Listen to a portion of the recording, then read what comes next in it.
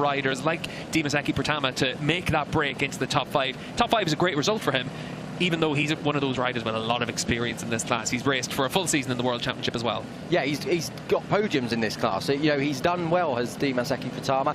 7th and 8th in race 1 and 2 of the season this year, from 13th on the grid, and he's 7th this... Bikes have been closely matched all the way through this season so far, and with just 15 thousandths of a second separating Alonso Lopez and Fermin Aldeguer in the qualifying sessions, we should be set for a great scrap once again of in Moto2 European Championship action. Steve English and Kiko Giles bringing 19 laps here in Valencia. Kiko, the Moto2 European Championship, it's changed this year. It seems very different to what we've had in the past few years. It's not the domination we've come to expect, and it is more of a battle, and it's a good battle as well. It's great. In Estoril, we saw both races go down to the final corner, to the final run to the line. You know, it was a fantastic battle. Whether or not we'll see the same here, Valencia, funnily enough, stark contrast to Estoril. Not too dissimilar, but by no means identical, and I think that'll show here.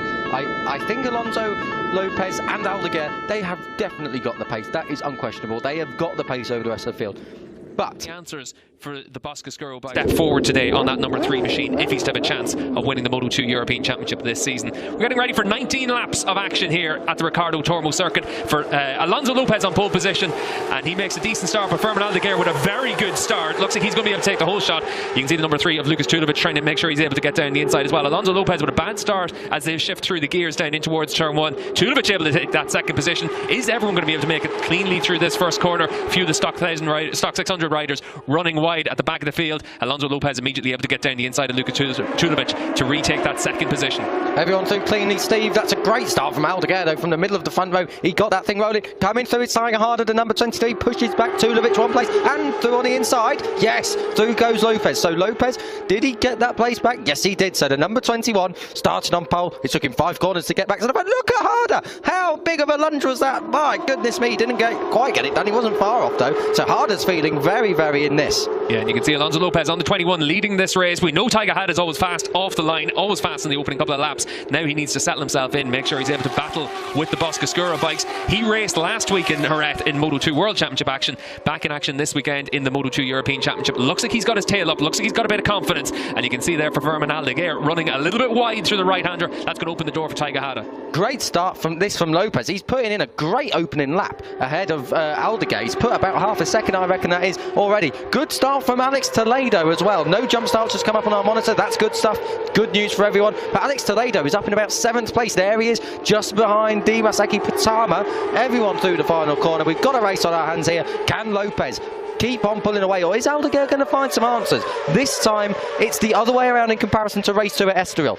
Last time Lopez was chasing. Very different race here in the Moto2 class compared to what we've seen so far today in the Moto3 and European Talent Cup. It is a case of you can break away on a Moto2 bike around here, and you can see with Alonso Lopez on the 21. He slides into turn 2. He's trying to push hard to open a gap over Fermin Aldeguer. He wants to make sure he asserts himself over his teammate. For Aldeguer on the 54, he's now been able just to open up a little bit of breathing room between himself and Tiger Had. But it is a case of he needs to be mistake-free, Kiko. He's run wide a few times. He has run wide a few times, and actually another rider who did that was Tulovic. Tulovic was up inside the top 3 early on, and he's going backwards like a ton of bricks. Now he's the man under attack as well. Kem Kubo able to make some progress. Looks like there's a few spots just on that camera as well, so maybe the rider's just getting a little bit of spits of rain out there as well. Maybe that's causing a little bit of an issue for some of them. Haven't really seen too many for us in our commentary box position, but very easy for it to just come up out of nowhere here in Valencia this weekend. That's because he's fallen all the way down. You can see the number 3 at the top of the screen trying to attack on Alex Toledo. He's 3rd position into turn 1. Lost a lot of positions. Oh dear, we've got a rider down. That's one of the stock 600 runners. So we've got a rider down, red flag. So this race will be it'll be brought back into pit lane. They'll restart it. It won't be too on lap 3, so could go back to the original grid positions as well. Pit lane is now closed, and all the riders will come in and go to their boxes. And so sit there here. Okay, we had rain and warm up this morning, but in general, the conditions have been beautiful. Now in this restarted Moto2 race, Alonso Lopez on pole position from Fermin Aldeguer. We wait for the 9 laps to start.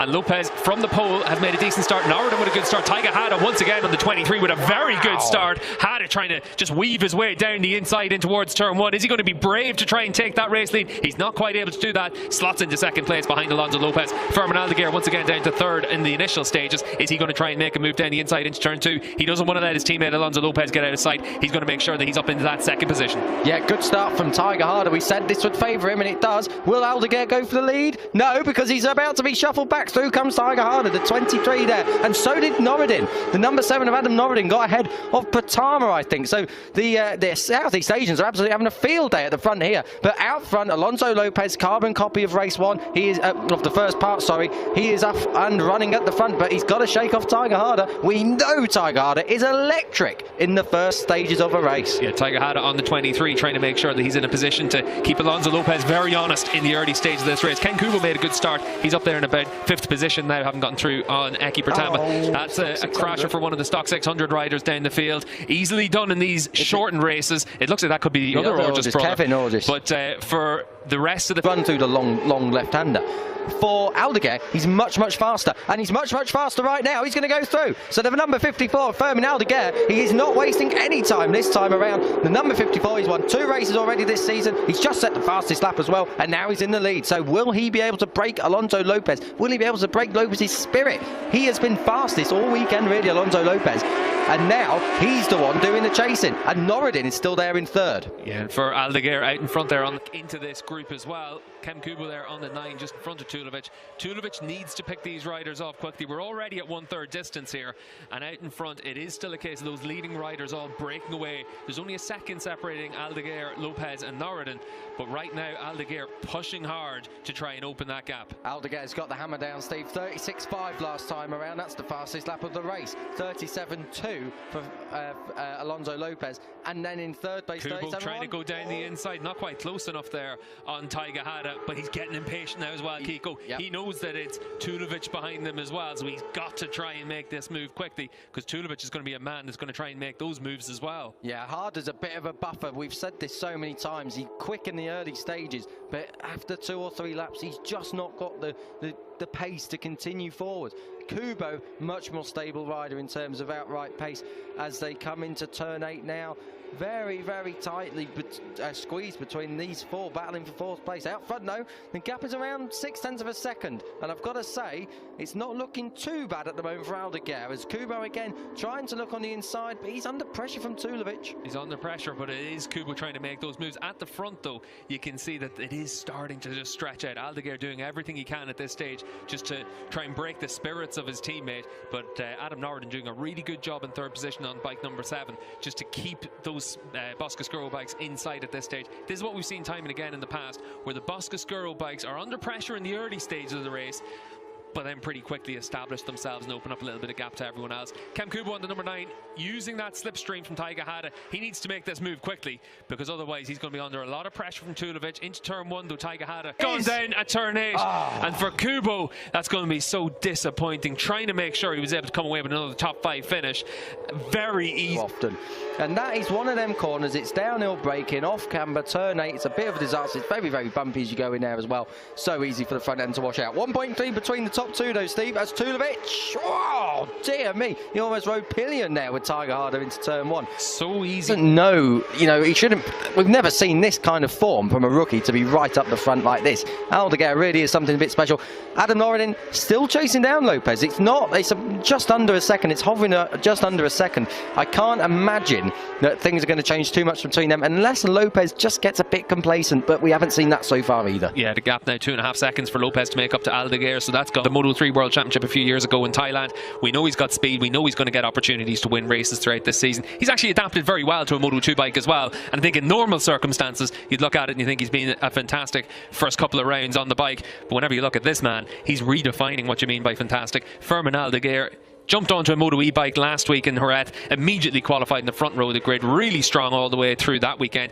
Unlucky during the course of the race, but he's going to be strong all the way through the Moto E season. He's going to be strong all the way through the European Moto2 Championship. Beat the pole, crashing out there, and he was in about 8th position. So a few riders getting the opportunity to move up, including the likes of Sam Wilford, that's going to pick up an extra point. But for Fermin Aldeguer, he's going to be able to pick up another 25 points. 3 wins out of 3 for Fermin Aldeguer, and in this race, he's been able to walk away from the rest of the field. Alonso Lopez takes 20 points in 2nd position. A third, these riders immediately separate themselves in the early rounds of the year. Lukas Tulovic comes across the line, picks up 13 points in 4th position, but certainly not what Tulovic would have been looking for in the early stages of this season. Yeah, Tulovic, he's got to get back on that podium. He's got to. For the number 54, the 16-year-old Fermin Aldeguer. make a note of the name because it's going to be prominent. Further down the field, Alex Escrig able to claim the stock 600 honours once again, and matching what he did last time out in Estoril. He's had a really strong start to the season, able to take that race victory by round about 2 seconds from the next stock 600 rider. So a really impressive performance. Mika Perez, he'll be on the podium once again in the stock 600 class. But for Fermin Aldeguer, we're once again seeing just how strong he can be on a Moto2 machine. And for Aldeguer, this is just another example of why a lot of people in the Grand